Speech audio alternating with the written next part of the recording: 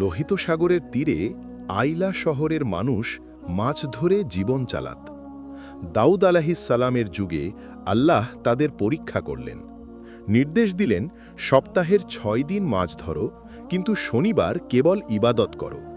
ওই দিন মাছ ধরা নিষেধ। কিন্তু পরীক্ষার বিষয়টি ছিল অদ্ভুত। রবি থেকে শুক্রবার সাগরে কোনো মাছ পাওয়া যেত না, অথচ শনিবার এলেই সাগরের পানি রূপালী মাছে ভরে উঠত। বড় বড় মাছ তীরের কাছে এসে লাফালাফি করত। চোখের সামনে এমন অঢেল সম্পদ দেখে মানুষের ধৈর্য হারিয়ে গেল। শয়তান তাদের কানে কুমন্ত্রণা দিল, সরাসরি জাল না ফেলে কৌশলে মাছ আটকাও। লোভী মানুষগুলো এক চতুর ফন্দি আটল। তারা শুক্রবার সাগরের পাড়ে নালা ও পুকুর খনন করল। শনিবার জোয়ারের সাথে মাছগুলো সেই নালায় ঢুকে পড়লে তারা মুখ বন্ধ করে দিত। তারপর রবিবার সকালে সেই মাছ ধরত।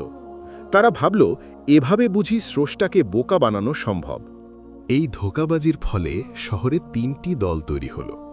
প্রথম দল, যারা সরাসরি নিষিদ্ধ মাছ ধরত। দ্বিতীয় দল, যারা নিজেরা মাছ ধরত না কিন্তু অপরাধীদের বাধাও দিত না। আর তৃতীয় দল, সেই মুমিনরা যারা অবাধ্যদের বারবার সাবধান করতেন। মুমিনরা বলতেন, আল্লাহ আযাব থেকে বাঁচতে চাইলে এই ছলনা বন্ধ করো, কিন্তু পাপিষ্ঠরা তাদের উপহাস করত। মুমিনরা যখন দেখলেন এই জাতি আর পথে ফিরবে না, তখন তারা শহরের মাঝখানে এক বিশাল দেয়াল তুলে দিলেন। এক পাশে থাকল মুমিনরা, অন্য পাশে অবাধ্যরা। এরপর এলো সেই ভয়াবহ রাত। দেয়ালের ওপাশে তখন ধোঁকাবাজদের গান বাজনা আর উৎসব চলছিল। গভীর রাতে কোনো ঝড় বা ভূমিকম্প ছাড়াই নেমে এলো আল্লাহর নির্দেশ। আল্লাহ বললেন, হয়ে যাও।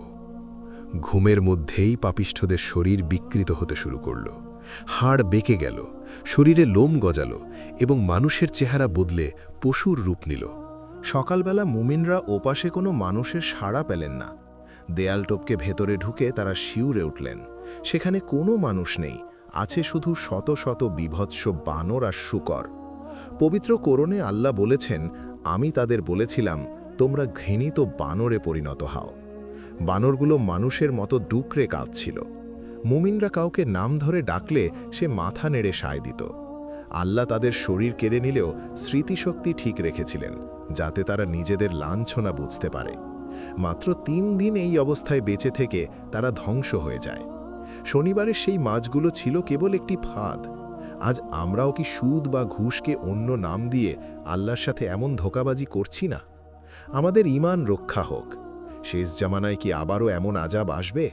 জানতে আমাদের সাথেই থাকুন আর চ্যানেলটি এখনই সাবস্ক্রাইব করে রাখুন।